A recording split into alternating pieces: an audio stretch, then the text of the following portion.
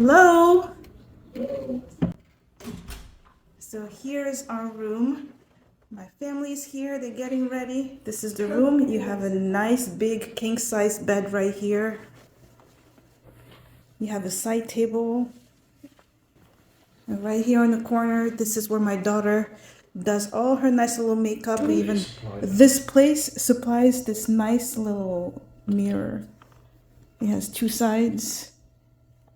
You want to look at all your pores? There it is. And look at the view. The view is beautiful, amazing. All right, guys, thank you so much for joining me today in this year of 2025. So, to enter and celebrate the new year, my family decided to spend it in one of our favorite towns on the coast of the Chesapeake Bay. So, we booked this beautiful studio room at St. Michael's Harbor Inn and Spa right on the water facing the Miles River with a jacuzzi. It's a very spacious, clean, and renovated room with very high ceilings, this gorgeous floor to ceiling large window, and four faux hardwood floors. And there's also a TV with cable and everything, a nice little couch right next to the window where you can sit and relax. And here's my daughter who just finished inspecting the bathroom, making sure that there aren't any hidden cameras. And right here we have a nice little refrigerator and storage space for trash can and anything else. And in the entrance hall, you have a very good sized closet with a safe right here, lots of hangers to hang clothes, an iron and ironing board. So everything you need to get ready. And there's also more closet space if you brought a lot of bags or luggage with you. Also, perfect hiding spot for kids. And here you have a full size bathroom with a shower, no bathtub, but who needs that when you have a jacuzzi? You have lots of storage space there. They give you a lot of towels too, which is great. They also provide you with extra sheets and pillows and full body mirror for when you are getting ready. All right, so what do you think of this room? Let me know. Just so you know, we are in the heart of St. Michael's, walking distance to everything: restaurant, bars, the marina, waterfront park surrounded by beautifully manicured landscapes and colorful flowers when in season. I recommend getting bikes to move around because there's so much space to do that, and the scenery is just so beautiful. So now we're gonna go downstairs and get some food at the restaurant that has a great view of the river.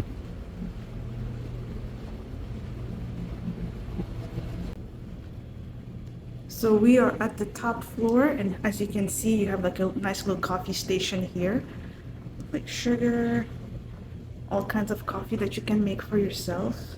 And there's actually also a gym, which is great.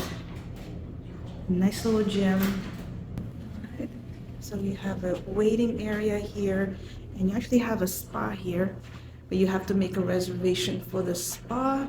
And here are the hours. So if you're visiting, these are the holiday hours. So they post their hours right there on the wall. By appointment only. You can leave a message. So very nice. We were definitely going to come back here again because we are local. We are from Maryland. We live in Maryland, and St. Michael's is in Maryland. So very, very nice, clean hotel, recently renovated. All right, so now we're gonna take the elevator down.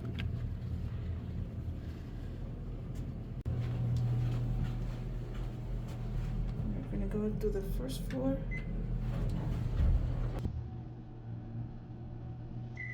So now we're going outside. It's really windy today.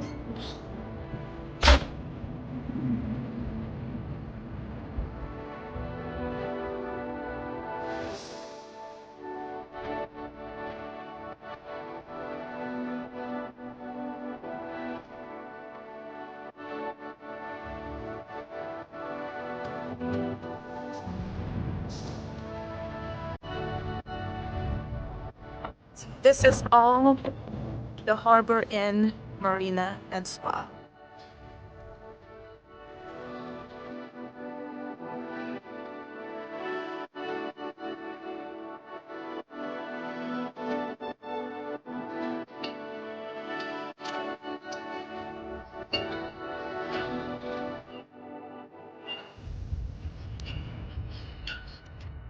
all over here, this is where all the boats can dock. So those are all the docking stations. I'm not sure how many docking stations there are here, but we'll find out and then I will post it down. So over here you have restrooms and other facilities this way.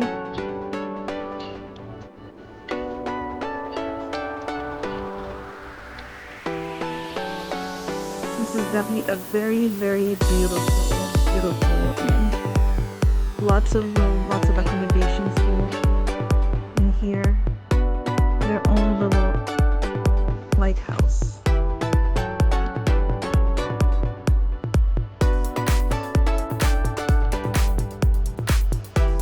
Straight ahead over there, that's the lighthouse, the St. Michael's Lighthouse.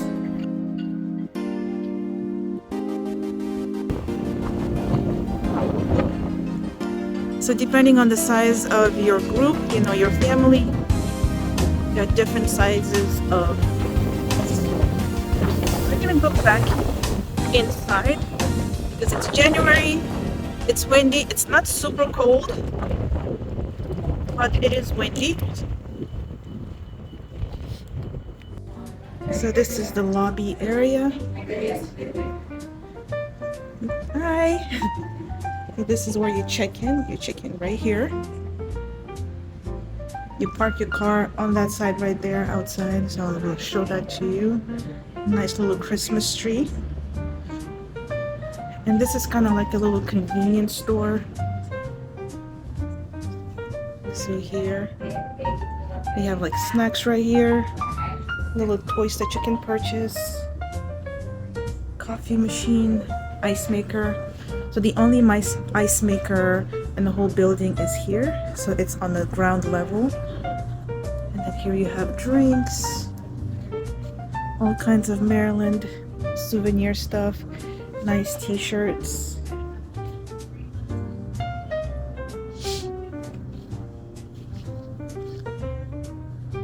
Very well organized. So you grab whatever you need and you just go pay at the front desk. Right here. Let me show you outside.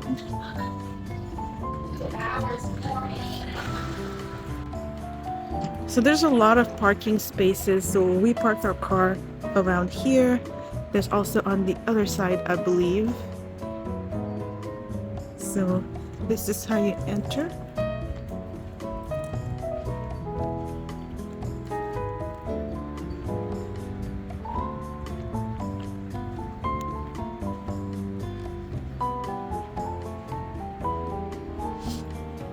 Come from here, you pull up, you go over here, go check in, and then you go park your car. And then the inn also has their own transportation that comes for free of charge as part of your accommodations here. So you can just call them, they take you wherever you need to go, and then you can call them again and they bring you back to the hotel, to the inn.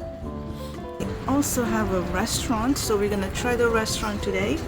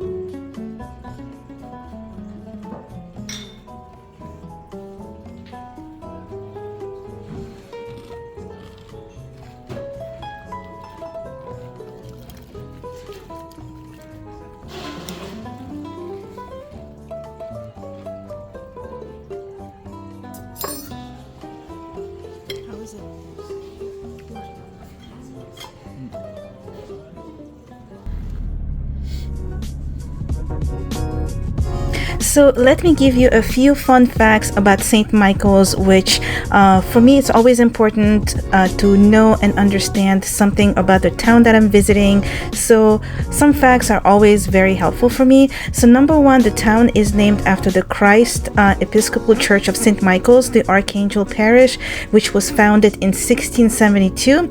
And St. Michael's was originally a trading post for tobacco farmers and trappers, and it was also a shipbuilding town and a center for the oystering and crabbing trades. So when visiting the coastal towns of the eastern shore of Maryland, always try the seafood because it's the freshest and the best. So also to know about St. Michael's, there was the War of 1812. St. Michael's earned the nickname of the town that fooled the British. And entertainment, St. Michael has many restaurants, shops, and entertainment venues. It also has some of the best distilleries and wineries. St. Michael has Grey Wolf Craft Distillery, which produces vodka, rye whiskey, and gin, and St. Michael's Winery, which produces red and whites. There's also a microbrewery. St. Michael's has Eastern Shore Brewing Company, which is the oldest microbrewery in the region, or maybe even in the country. Schools, St. Michael's has a well-regarded school, including St. Michael's Elementary School and St. Michael's Middle and High School. And the climate here is average temperature in St. Michael's around 88 degrees Fahrenheit in the summer and 40 degrees Fahrenheit in the winter. So, if you're like me, you are probably wondering about this historical fun fact about St. Michael's. St. Michael's been known as the town that fooled the British, which it gained during the Revolutionary War of 1812 when the residents had been warned that British barges were positioned on the waters to attack with cannon fire. So, what the residents did was raise lanterns into the trees above the city, which caused the Brits to overshoot the town's houses and shipyards, instead striking the trees, and only one house was hit, which is now forever known as the Cannonball House. About 15 minutes from St. Michael's, you can drive up to Tillman Island, which is known as the Waterman's Town. It's a very quiet, very sleepy island of about 3 miles long and a mile wide. It's located at the very end of Bay 100 Peninsula on the eastern shore of the Chesapeake Bay and Choptank River. So, according to archaeological finds, the island has been inhabited for about 13,000 years, and in 1656, the first English settlers arrived. And the island was initially named the Great Choptank Island when it was owned by Seth Foster in 1659. But after Matthew Tillman inherited it in 1741, he changed its name to Tillman Island, and his descendants owned the island for about the next 100 years. And for the first 175 years, it was all about family farming, supplying grains, vegetables, fruits, cattle, and pigs, and timber. But by the 1830s, the family began to sell off lots, and soon new residents arrived with interest to harvest the bounty of the bay as well as the land. And because of Tillman Island's location on the bay, they could work the water all year long. Also, after the Civil War, more families moved in on the island who were attracted by the booming and popular oyster industry. Islanders would set up seafood buying and preparing operations on piling over Dogwood Cove. The island community prospered socially and economically for a while. It had 4 villages, 4 post offices, 3 schools, churches, and lots of stores. So it was a proper nice town for the longest time. But the decline in the water industry changed things for the island drastically. And by the end of the century, the packing company would close and turn into residential communities that would develop there very quickly. The old people retired and the young ones moved on and off the island. So today the island brings an eclectic mix of the traditional and modern culture. It is also a destination for waterfowling and sports fishing.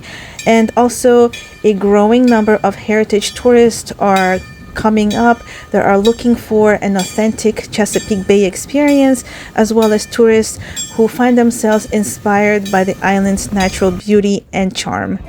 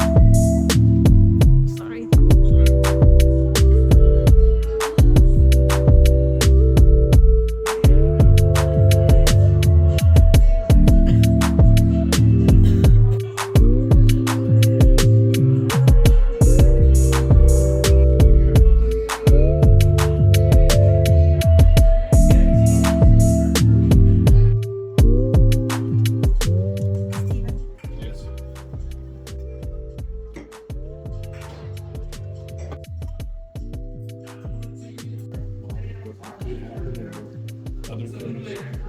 And just to get, everybody on the same page, and she treated it like it was, well, I mean. This is a smash burger, and Viera got a turkey BLT, and this is a Caesar salad with a huge steak salmon. How's your food, Viera? It's very good. Alright, so we just ate at Talbot's Tavern in St. Michael's. It was a very, very nice place. The food was great. So now we're gonna get back on the road. Alright, my beautiful friends, I really hope this episode inspired you to learn more about small towns on the East Coast and especially about the eastern shore of Maryland.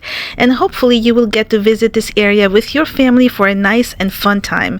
In the next video, we will explore and learn about a very interesting island in the middle of the Chesapeake Bay with its own language, culture, but due to climate change, it is quickly disappearing before our eyes.